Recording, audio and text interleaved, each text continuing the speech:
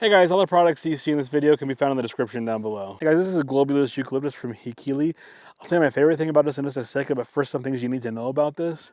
This thing has a great label. It has a lot of information about the essential oil on the label. It's also 10 milliliters, which is about 180 drops. So even though this bottle looks small, it's going to give you quite a bit of essential oil, and that's just one of the greatest things about this. As far as the scent goes, guys, it smells like eucalyptus. Like, this is the classic eucalyptus smell. It's that fresh scent that you're used to. It kind of smells like you're at one of these zoos where they have a lot of eucalyptus trees and it just smells awesome.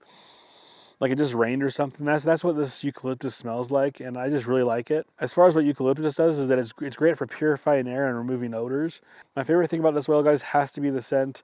It has to be the fact that you just put this in a diffuser and it just automatically smells like you're in the middle of a eucalyptus forest with fresh rain on the ground and just that awesome smell that you get, you know? Anyways, I highly recommend this product. Thanks for watching. If you like what you saw, please subscribe. I appreciate it a ton. Have a good day, guys.